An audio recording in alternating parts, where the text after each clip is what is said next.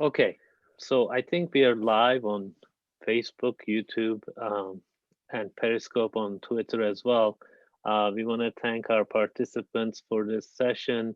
Um, we are discussing international security, US role in international security in the age of coronavirus with Mary Beth Long and Luke Coffey. Since we don't have a lot of time, I'm not going to go over their amazing resumes, but we want to get to the discussion as quickly as possible.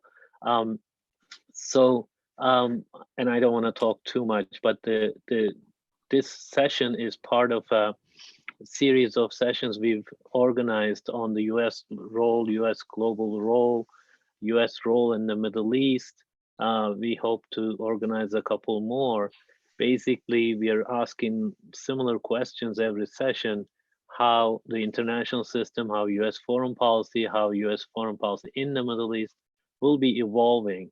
So this session is dedicated to international security. We have with us, we are lucky to have Mary Beth Long and Luke Coffey with us to discuss these issues. And I want to start with Mary Beth uh, at the beginning. And can you give us your sense of how things might evolve in terms of international security over the next few years, given the coronavirus environment and all these things that surreal times we are going through? Sure. I think I'd like to start out by saying that in many respects, it's a little bit too early to tell, but I can draw upon, I just spent almost a month in Egypt, the UAE, before that was in Oman and Qatar, also in Saudi and Jordan, right before, and frankly, almost got stuck in Egypt as the virus was breaking. And from a US perspective, I think there are two things that we should be thinking about. And the first is perhaps a misunderstanding about how the US is approaching the virus and what is generally viewed, at least I believe in the Middle East and somewhat with the Europeans, is a lack of US leadership. And they are looking at us as if we're confused, and maybe we are. I think part of that is a reflection, though, on the decision of this administration to allow a lot of the decision making and a lot of the activities to be done by the states. But in any event, the role of the US in the coronavirus, I think from a security perspective, at least in the Middle East, has them somewhat confused. There's a lot of Chinese and Russian propaganda that it is having a tremendous impact on our readiness, which is untrue. As far as I can tell, the Iranians have, in several respects, I think, tested and probed whether or not the virus has had any implications for our readiness. And I think that those are probably overblown to the extent that I have seen any readiness implications. They're almost all domestic. Sort of getting to the bigger picture, both NATO and the EU, there are interesting trends. The biggest trend is on the positive side, the US and those large multilaterals being able to deal with the coronavirus, but it also being in conjunction with no lessening of all the other threats that those institutions and their bodies are facing. And in the Middle East in particular, and in Africa, that does have certain trends with implications for overall security, mostly with implications for the Europeans when it comes to increased terrorist activity and migrations and refugees that result therefrom. I think that from a large strategic perspective, it has made a lot of our allies quite hesitant to deepen their security relationships with China. Some of them are also looking at their commercial relationships with China. One can only hope that it has implications for NATO members, including and particularly the Brits and their decision regarding Huawei and the ties with China in that respect. On Russia, I haven't seen much coronavirus implications for how not only the Europeans, but the Middle East are looking at Russia, in part because they've been fairly consistent in keeping a lockdown on what is happening there. But I do think that it has made all of them reconsider not only medical and other source dependencies with China and others, but to some extent, source dependencies that go all the way to Russia as to whether or not they are over reliant with the Russians in certain ways with their equipment and their military, particularly their ground forces. I'll leave it at that, and we can come back around with specifics on all of that. Yes, thank you. Luke, please. Thank you, and thanks for arranging for this virtual event here today. I actually agree very much with Mary Beth Long that it is really too early to tell how this is going to play out in a broader geopolitical sense. But I think even so, one could draw some logical conclusions on at least the trajectory of geopolitics in the short to medium term. And in that, in terms of my opening remarks, I would say that we need to look at our future geopolitical environment on like 4 key assumptions. The first one is that the challenges that we had before coronavirus are going to be there after coronavirus. That there isn't going to be some sort of very clean cut, neat before and after period. Iranian aggression, as Mary Beth said, they're already testing and probing us in the Gulf. Russia is going to continue to occupy Crimea and parts of Georgia and continue to provoke aggression. China is going to continue doing what it does in the South China Sea and some of its predatory investment practices with its Belt and Road Initiative. So these challenges will remain, but how we address some of these challenges is likely to change. And that leads me to my second assumption, which is that we're going to have less resources, at least in the medium term, to deal with these challenges. We already had a crisis inside NATO about spending enough on defense. You know, in the immediate term, we could very well see European countries, more European countries spending 2% of GDP on defense, because there's going to be a lag period from the point that national budgets are reallocated and reduced, and the point of national GDP going down so quickly that if you have a much lower GDP and but you're still spending roughly the same amount on defense before the defense budget gets cut, then you might be meeting 2% of GDP, but you're meeting 2% of something that is a lot less than what it was before.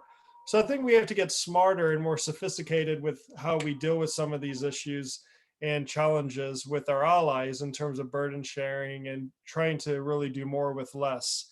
The third assumption is that many of the regimes that cause us problems, whether it's Russia or Iran, have a history of being provocative and aggressive when they become desperate.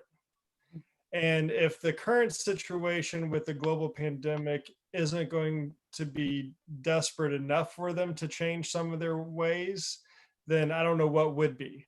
So we should assume, since a lot of these regimes are built on the idea of, they're led by the idea of regime preservation, right? The elites at the top preserving their rule and their power.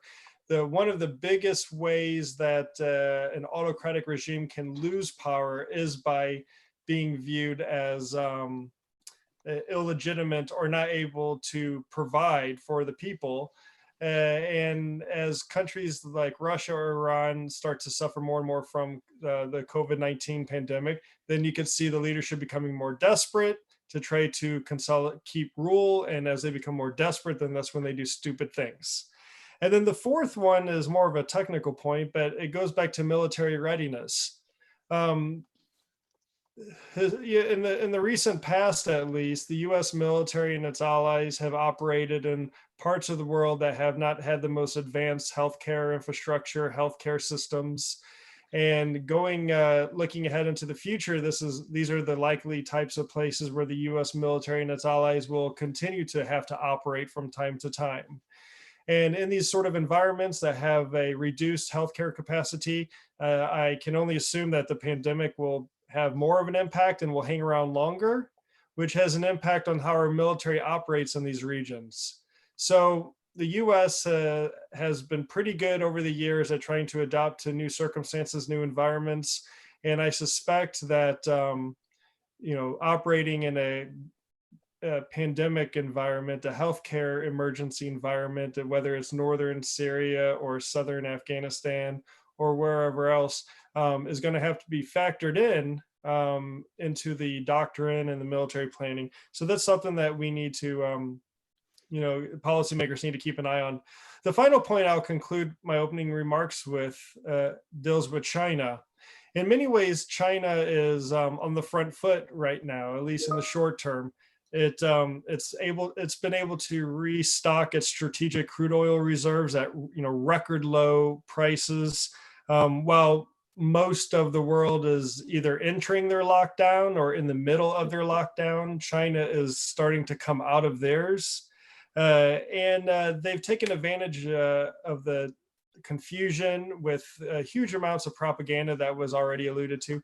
And this propaganda we're finding, while it's often original to China and Russia for that matter, opportunistic countries like Iran are repeating this propaganda and using it. So it's not as if they're kind of creating it, but they're taking advantage of what China's already putting out there, seeing what sticks, and then they're using it to their advantage too. And then there's, of course, this debate that we haven't had yet in the United States, or really had yet in the West. We flirted with this debate a bit, but we haven't really had it. And that is about how we treat supply chains, which sectors of our supply chain and manufacturing should be out of China, which ones should stay. This is going to be a very messy, ideological, political debate. Some of this will be driven by market desires. Perhaps Americans will take a different point of view, and market forces will demand that some stuff is produced elsewhere other than China. Some might come down from the government and government directed, if it involves like the security of the United States, for example. But we are in the very early days of this very big debate, which I think is going to be a very messy and controversial and bloody one. Then I'll just end there. Thank you, Luke. Mary Beth, did you have any comments on what he said before I ask my other questions? I don't, except I wanted to add I think everybody knows that economic pressures, not only in the US, and they're already talking about the NDAA, but particularly in the European states, is going to be probably, I think everyone can count on limited resources or lessened resources for the militaries going forward. There's, in my point of view, there's surprisingly little talk about two issues that I think are more current, and understanding whether or not they're a trend and what the implications are. And the one is particularly interesting for the Europeans and for NATO, and that is the fact that ISIS and Al-Qaeda in certain circumstances, but a lot of non-state actors are using the pandemic not only to increase their activities where they are. We've had a huge uptick in ISIS in Iraq, in part because of our drawdown, which has nothing to do with the pandemic, but may be coincident with the understanding that we may be in a weaker position because of the pandemic and the drawdown and the coincidence of those events. You have, particularly in Africa, large recruitment, prison breaks, terrorists and other jihadis being let out that are adding to one side or the other, whether it's Al-Shabaab or other indigenous terrorist organizations, governments that are unstable and have limited resources that are not only distracted, but are applying those limited resources to the virus, and the possible implications long-term, 5, 6, 3 years down the line, that you have more internally displaced people, more jihadis that are better resourced, more migration, and a bigger problem and push against those Northern African countries that are really problematic for the EU member countries as far as refugees and immigration, and a problem that NATO really hasn't figured out what kind of role it's going to play and how it's going to play it in the future. I see that situation actually worsening. So that's point number one. Point number two, you have Al-Qaeda and ISIS also calling for their jihadis that are in place in Europe and in the West to engage in attacks. Whether or not that had any impact on Germany declaring finally, after all these years, Hezbollah illegal in the last days, and the basically the raid on Hezbollah organizations and affiliations is unclear. But I think it remains to be seen whether that call for increased activities by jihadis placed already abroad results in any activities. And then finally, I think it's interesting to see the implications for proxy support. On the one hand, you have Turkey that has doubled down in Libya. That conflict is going full speed ahead. Not only the Turks, but the Russians and others have double and tripled down on their support for proxies there while the pandemic is going on, and resources you would assume would be somewhat impacted. On the other hand, you have Turkey sort of easing up a bit, at least arguably, in northern Syria.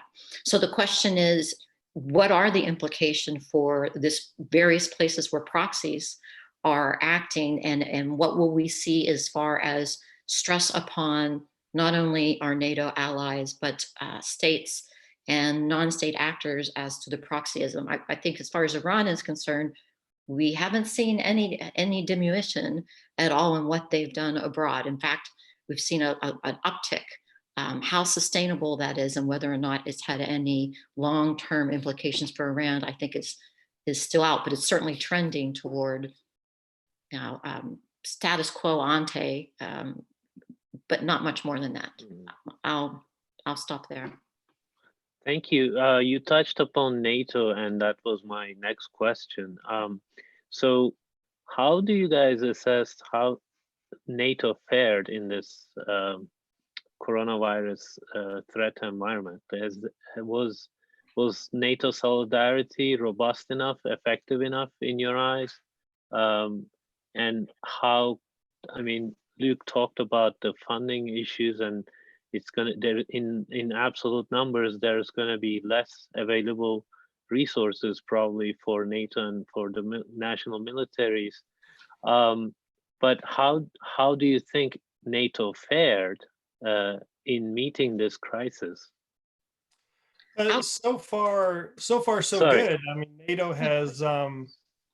Sorry, was that directed at me or? I was going to say, I'm interested in what Luke has to say. I'm sorry, Kadir. No, it's the moderator's fault. I didn't field it to a specific person, but go ahead, Luke. Yeah, well, I was just going to say, I think they've come out looking pretty good so far, especially when compared to their sister institution, the European Union, when there's been a feeling that the EU has been very slow to react. It could have very early on invoked its solidarity clause that was put into the Lisbon Treaty for situations just like this. There's been a lack of cohesion by the member states of the European Union on the best approach to take, which has led to a fragmented EU policy. But it's also a consequence of the fact that healthcare isn't really a policy that the EU Commission has a lot of policy competency over. So I think many people were hoping that the EU was going to be able to deliver more than it was really ever designed to do in a situation like this. That's why I think NATO looks like it's been able to deliver, because it's taken more of a practical approach. Perhaps there wasn't very high expectations on what NATO was going to do, if anything at all, as a collective intergovernmental security alliance. But luckily, in 1998, NATO created something called the Euro-Atlantic Disaster Response Coordination Center back in 1998, so more than 20 years ago. And this is a center that was created to coordinate alliance response, member state response to natural disasters, man-made disasters, this sort of thing. And it's been used a few times over the years, quite a few times, for like wildfires, earthquakes, and this sort of thing. So NATO used this to help coordinate among the member states in the alliance what the needs were, the practical needs, in terms of mainly delivering stuff. And then they were able to use some NATO assets, some pooled NATO assets, to, for example, send a C-17 to South Korea to pick up testing to bring it back to somewhere, to some member state, for example. So in that sense, NATO has been able to deliver. But the timing of this is very interesting for NATO because they're undergoing this, what they call this reflection process. It was announced at the NATO meeting in London last December that the Secretary General of NATO was compiling this group of experts that will look at the future of NATO, the political cohesion, the mission of NATO going into the future. So there's no doubt that the global pandemic will factor into the thinking of those that are involved with this review. But we have to remember that at the end of the day, NATO as an intergovernmental security alliance is only as strong as the sum of its members. And ultimately, it's the responsibility of each member state to ensure that they maintain an armed forces that is healthy, trained, ready, capable. NATO really can't do anything in terms of the health of the soldiers, sailors, airmen, and Marines in the 30 members. But the member states can. They have a big responsibility here. And also another issue that should concern NATO that doesn't have much direct control over, but it can still impact NATO, is the focus of a lot of countries using their militaries to support civil authorities. And during a time like this, you would expect this. I mean, no one's saying that this is necessarily a bad thing, but a lot of European countries, because they don't have our same National Guard structure like we have in the United States, they overwhelmingly rely on their armed forces to provide support to civil authorities during times like this.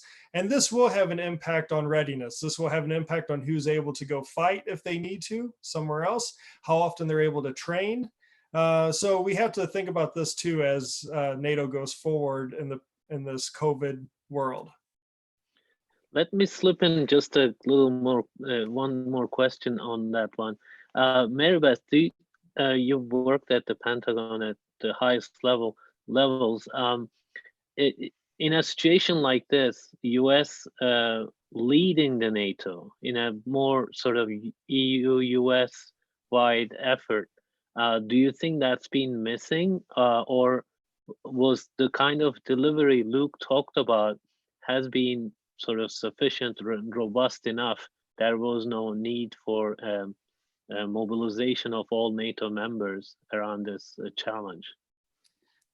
I have to say that I absolutely agree with what Luke said, and I was pleasantly surprised, not only with what I understand to be the US leadership at the military committee level, but the use of various NATO resources in something that, at least in my experience, NATO hasn't really dealt with pandemics of this level before, in that not only did they use the coordination center, but NATO used its strategic airlift.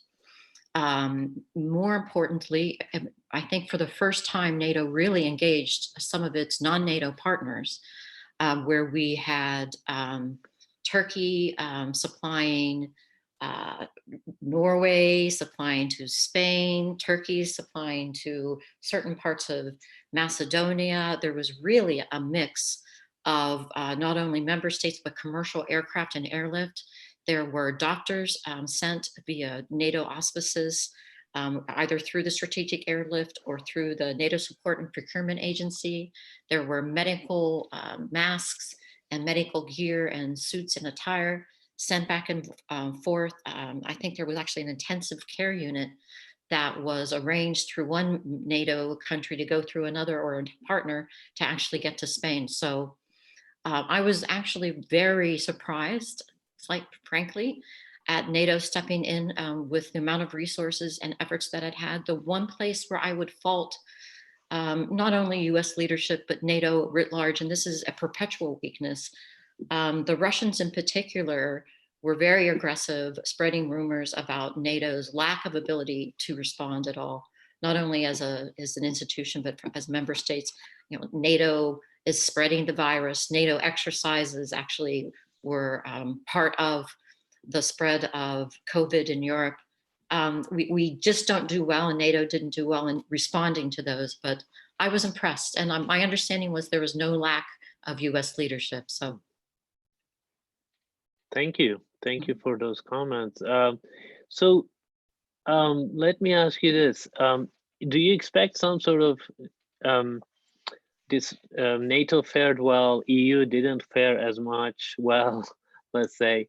Do you expect some sort of nationalist backlash going forward, and sort of the nations becoming more inward looking, and that would have a bearing on international security going forward? And these kinds of I know you said NATO did well, but still, if the nations have lower budgets and then they are more inward looking, trying to make their next crisis, prepare for the next crisis, do you think those will have a bearing on the international security cooperation?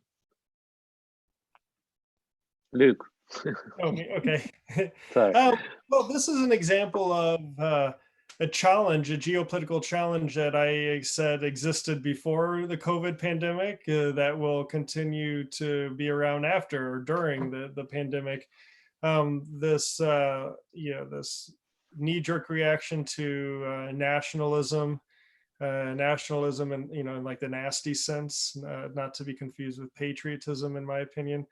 And you'll see more of this, I think, in the short term, and perhaps it will widen in terms of how this kind of thinking is viewed by members of the public, simply because I think there will be a level of desperation by many, whether it's because of the terrible economic crisis that we're entering, or whether it's because of the medical and healthcare impact of the pandemic.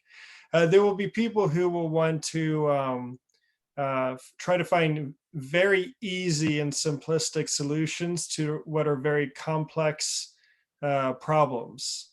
And I could see in a political sense, certain politicians, certain political movements taking advantage of this.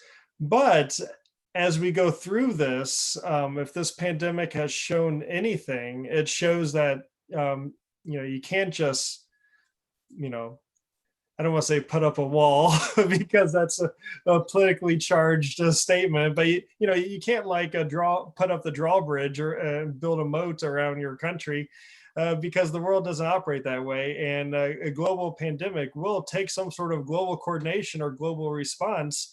That doesn't mean we have to all become subservient, slaves to the WHO. But it does mean that we're going to have to work together in what is probably best described as good old-fashioned multilateral diplomacy and engagement. And I think we should stay away from big supranational organizations and new institutions, and we should find ways to fix what we have to make them work better for us in the 21st century. And we should also not be scared to just get a group, lead a group of nations and countries that want to work together on this and find ways to cooperate and coordinate going forward. Thank you. Mary Beth? I'm going to be a little provocative. I absolutely agree with everything Luke says, but I'll go further. Coalition governments in Europe are a reality that's not going to change.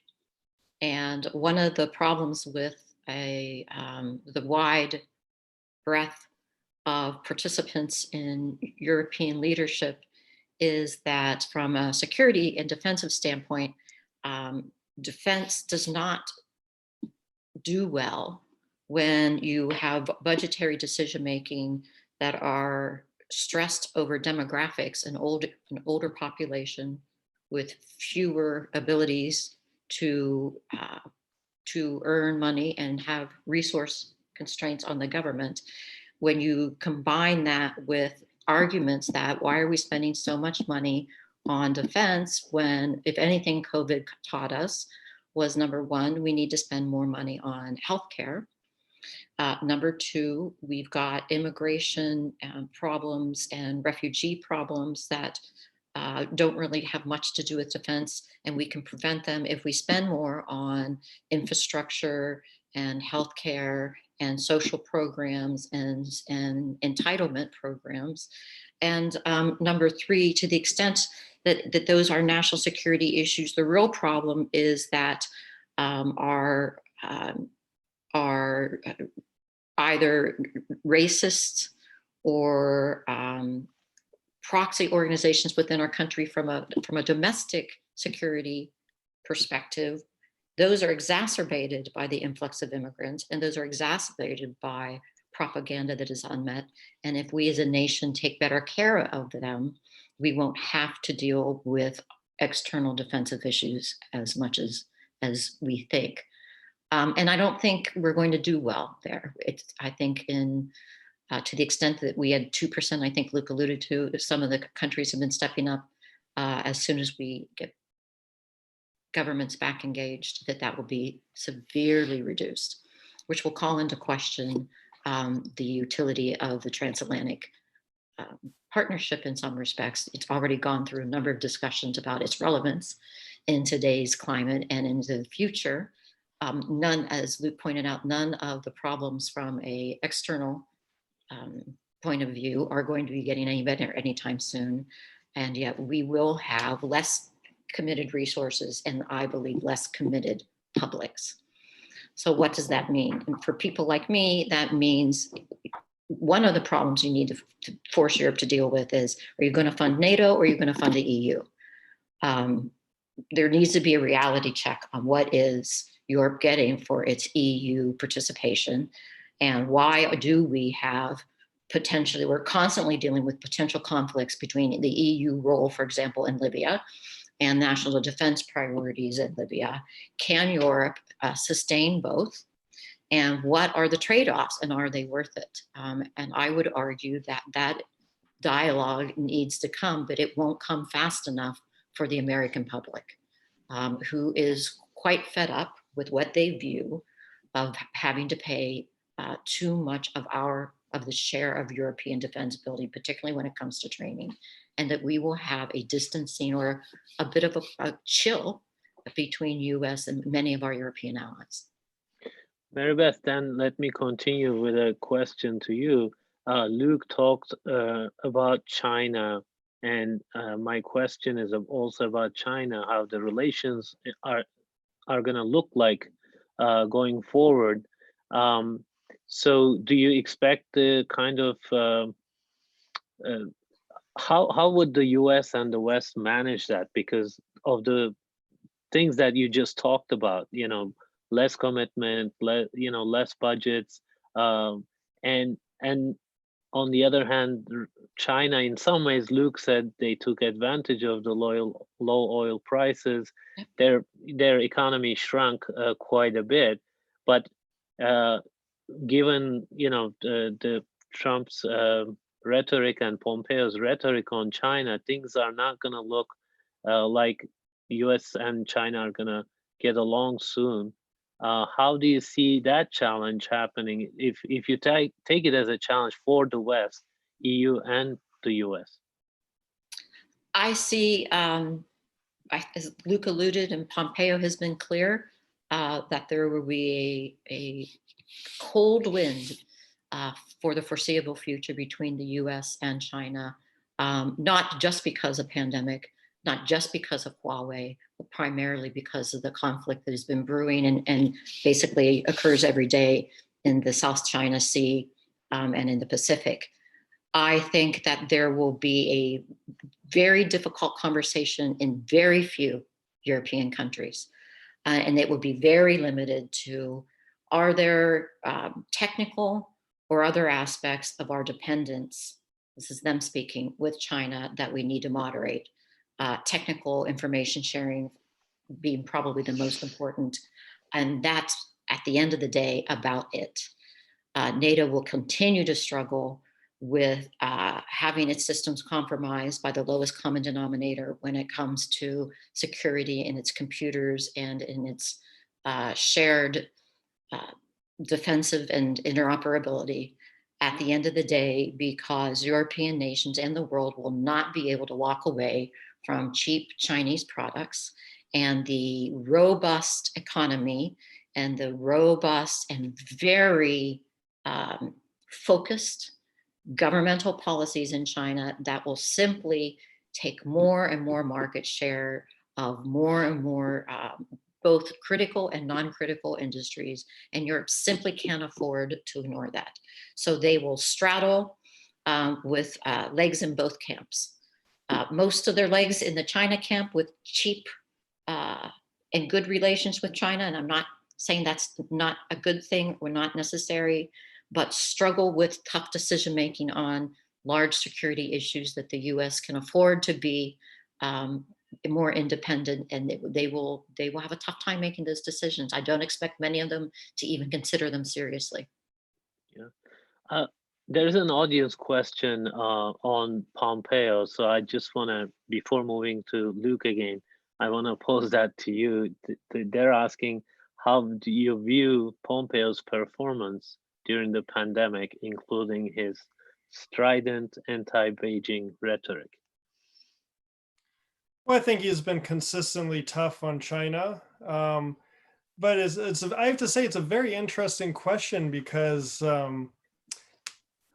most of the focus, I think, for many of us in the United States, or even for those overseas, are on your domestic leaders, like the response from your local authorities, your state, what's coming out of the administration, the White House, with the daily press conferences, and Dr. Fauci and all these guys and girls. So to be quite honest with you, I haven't put much thought in how I would rate Pompeo's effort so far. But if doing it as we speak, you can probably tell I'm trying to think about it in my head as I'm stalling for time right now.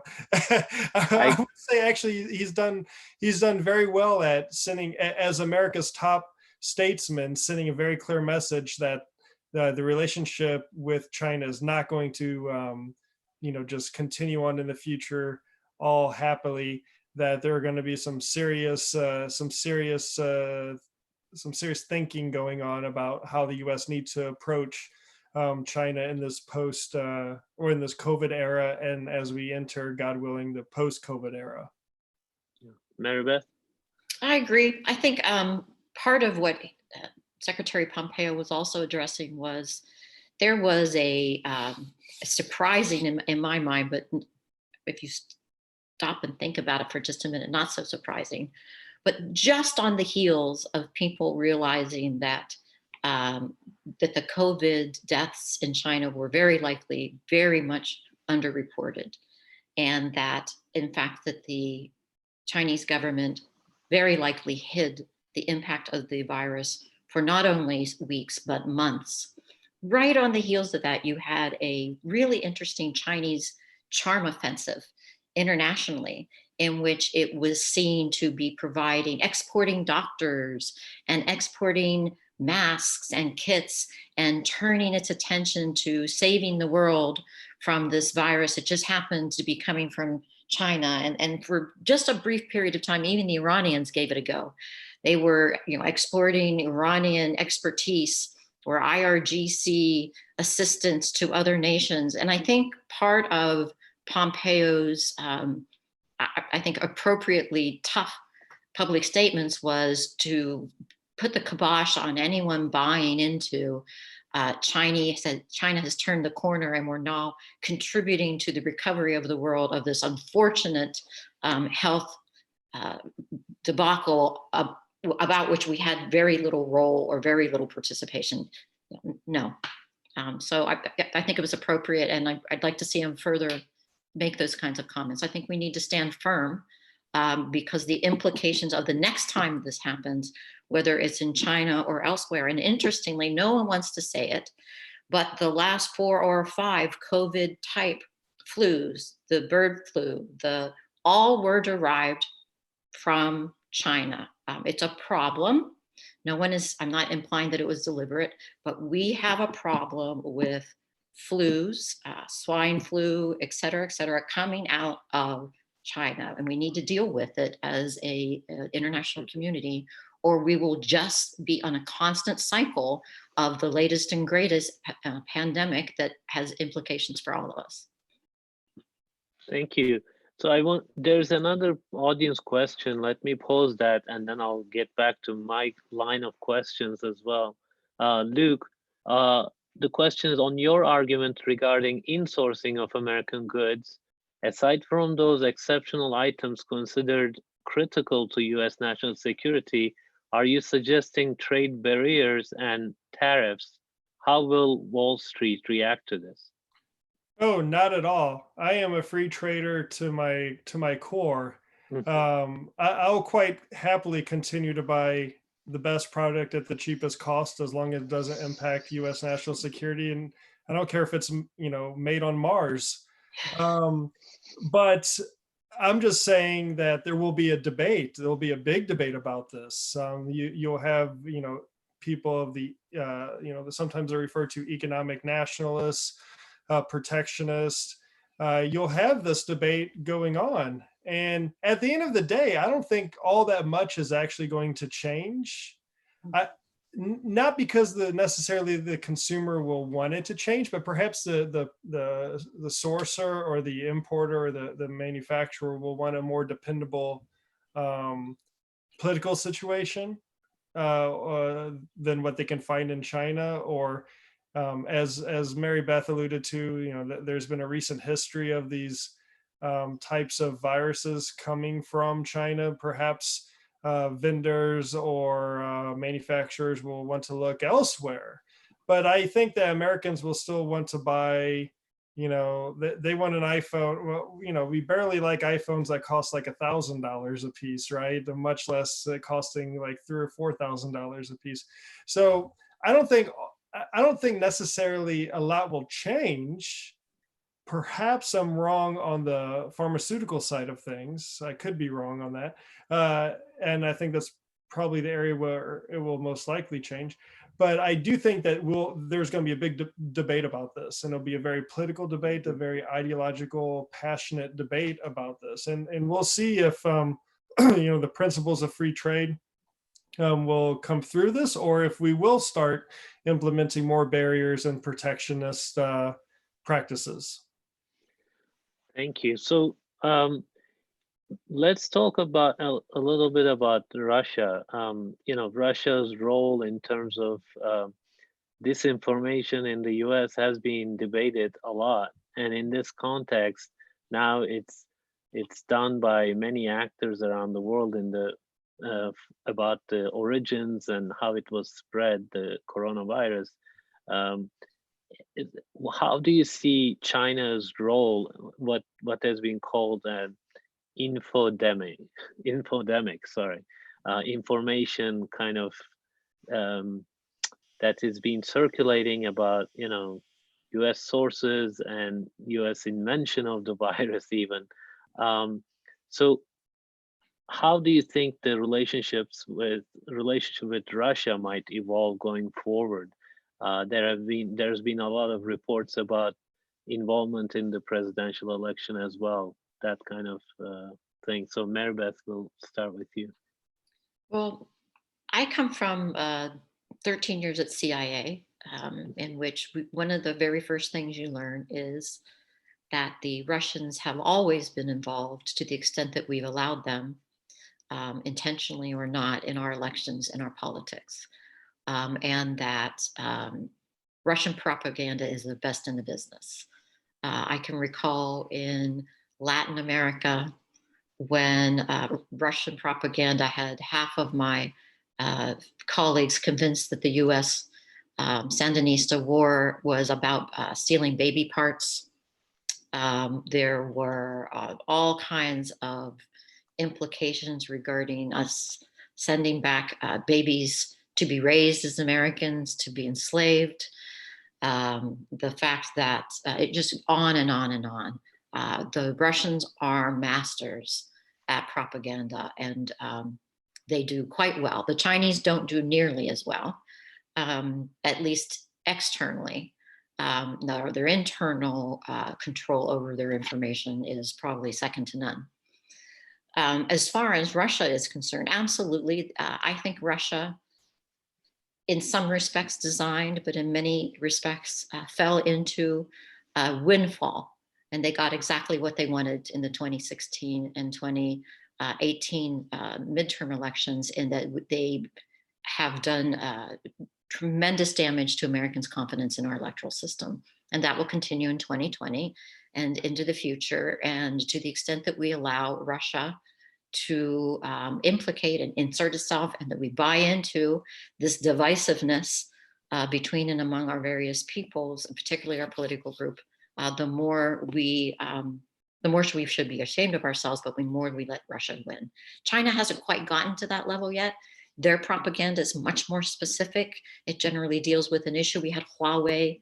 There's some really good Chinese propaganda videos that are quite well done on YouTube about why Huawei really is being painted unfairly by the US government. There's several about the virus. There's a doctor from Wuhan who has a tremendous video that makes you believe absolutely that that China did not withhold information, did not persecute or prosecute people, particularly its medical community, in trying to get information out early on, and that all of this has been well handled by the Chinese, which is just, I think we're increasingly learning not to be the case. But the Chinese have a ways to go until they get as good as the Russians, at least externally.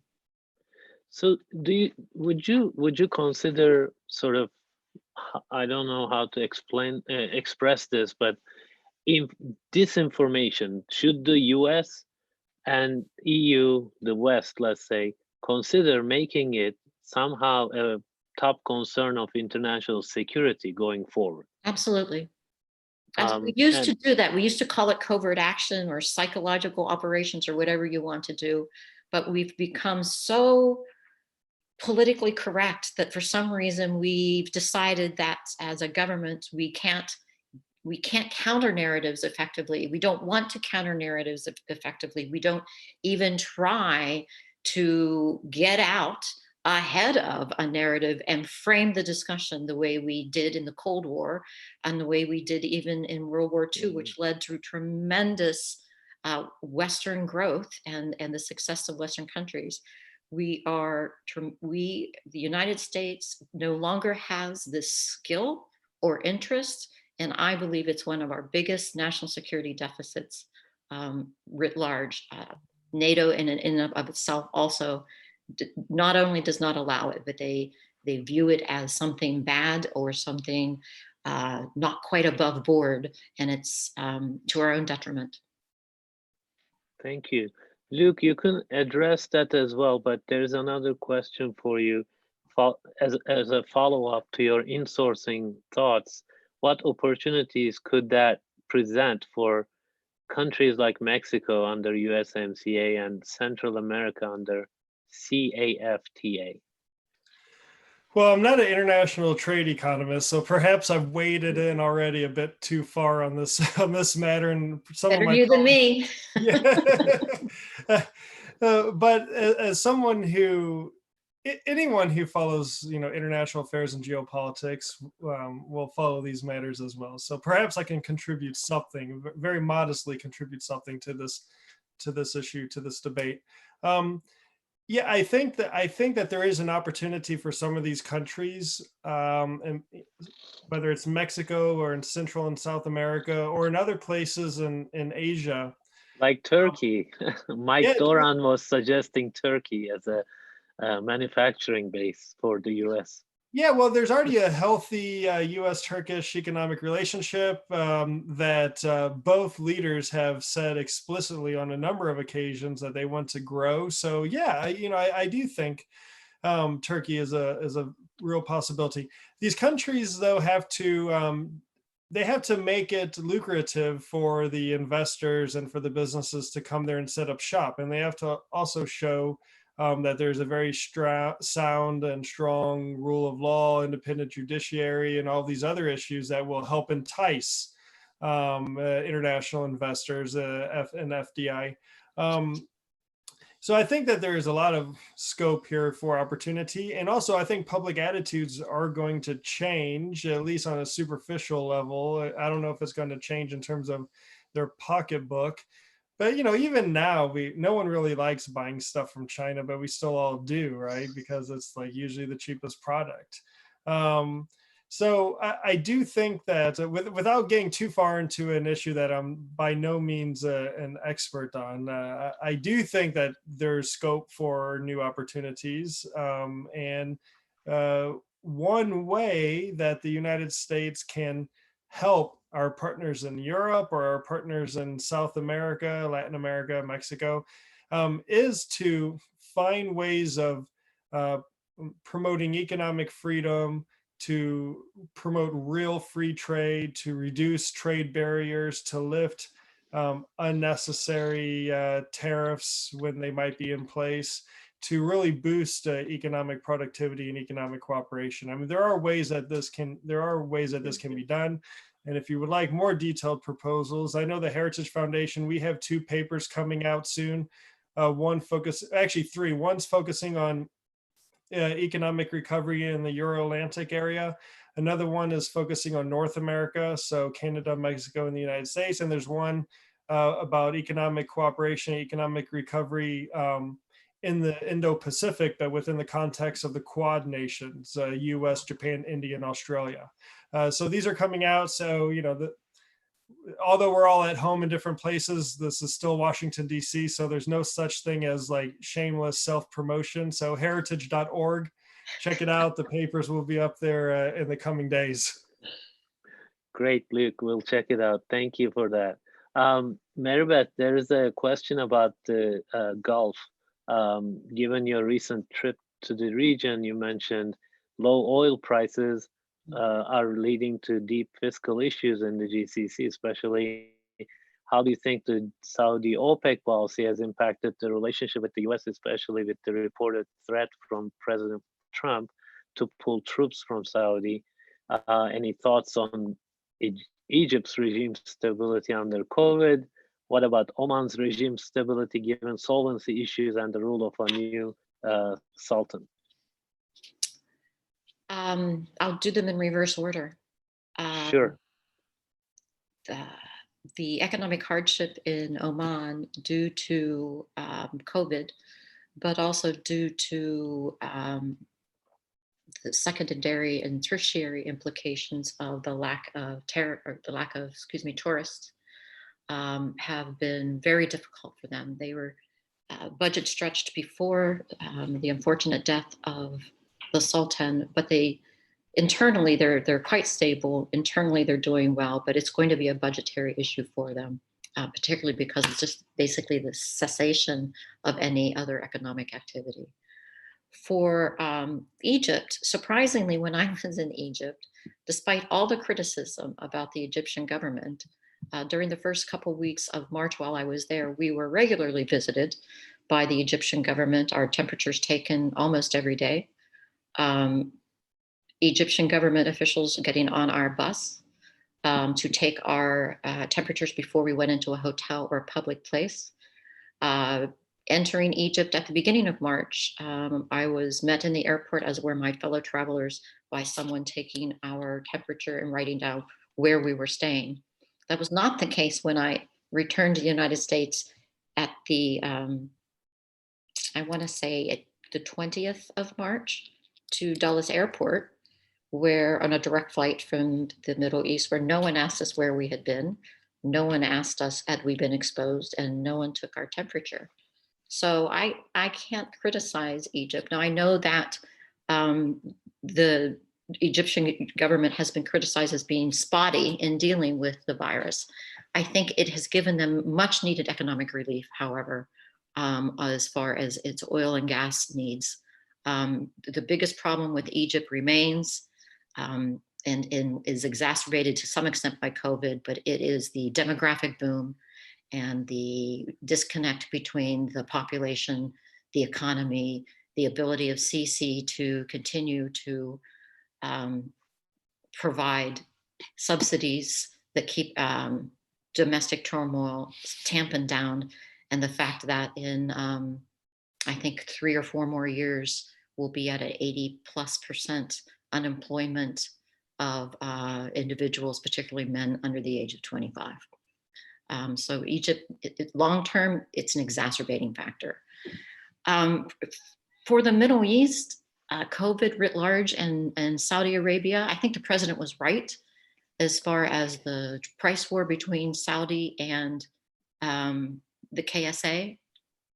Interestingly, I think Saudi Arabia, or excuse me, Russia, that has been trying to build its credibility for decades now and has done a pretty good job, frankly, in the Middle East in getting stronger and more breadth to its relationships, not only with Saudi, but with the UAE, with the Qataris and others. A tremendous amount of political and other capital spent. I think they blew it, frankly, in large part with their war with the Saudis on the price of oil. Saudi Arabia cannot sustain the prices as they are and keep the Saudi Vision 2030 on track. Not only will it have a direct impact on Saudi Arabia's budget, which I think is geared toward a $50 or 40 on worst case scenarios per barrel pricing, but the necessary foreign investment that the plan and His Highness were looking for are scared off, I think, even further with the oil conflict with the Russians. At the end of the day, I think the president was right to call to the Crown Prince's attention that there are secondary and tertiary implications, not just this quarrel he has with Putin, and that there are certain accommodations that have to be made. Now, whether we are serious and would ever really benefit from pulling our troops and our military presence out of Saudi Arabia, I won't guess, but I certainly think to remind the kingdom, and in particular Prince Salman, that there are consequences to the impact of the price war on the US, notwithstanding rumors that Saudi Arabia was particularly interested in this, we'll say, conflict with Russia as a secondary implication that it destroyed the US fracking industry and therefore made it economically unviable for the US to have its alternative energy production that was giving us increasing independence. But so I think the president was right, and I think the Crown Prince, hopefully in the short term, will be accommodating the US in one form or another. Thank you. Last question is about the topic again, US role in the international security system. And I'm particularly interested if you see a major change after the elections, regardless of who is elected. Do you feel like the dynamics we talked about are going to be the same for either a Democrat or Republican president, or if a Democratic president comes along, there will be perhaps more investment in international security, or less, depending on how you would view that. The November elections, basically, how do you think it might evolve after that? And that's my last question. We're almost out of time, but Luke, I'll go to you. Yeah, I'll be brief for sake of time. Many of the big issues, whether it's dealing with China or even issues like Iran and withdrawal of the JCPOA, these issues are not so simple that a new administration could just come in and reverse everything. For one thing, the geopolitical reality does not support that, or would not lead any rational person to believe that, okay, we have a Democrat president, now everything's going to be great with China. So even if there's a change in administration in November, I still think some of the big issues are going to present the same challenges. Perhaps there'll be different nuanced ways that a new administration would approach some of them. we would certainly have less of the, flamboyant Twitter statements and everything else. But I think like when you go down like one level from that, you'll see a lot of continuity because the world's still going to be a dangerous place. Thank you, Maribeth. Couldn't agree more. And the threats haven't changed. The major players haven't changed. I probably live in an era much older than both of you, when it was believed that foreign policy was a bipartisan issue at its core. I still believe that our interests are bipartisan, and I don't expect much change. And you can't change on a dime, as they say in the DoD. We're the biggest aircraft carrier someone would try to turn around as is possible. So any change would be low and slow. Can I apologize to both of you and to the viewers? I got caught in my house that's all windows, and I understand the light behind me and the ceiling fan are a distraction. I deeply apologize. It won't happen again. Next time I'll do this in front of a closet door if I have to. This has been great. Thank you so much. I really appreciate you both spending this hour with us, with our viewers. And I want to thank our attendees for those great questions. And I hope to continue this discussion going forward. And thank you so much. And we are giving you virtual applauses. Thank you. Thank you. Be safe, everyone. Appreciate it. Yes, thank you. Thank you. Bye-bye.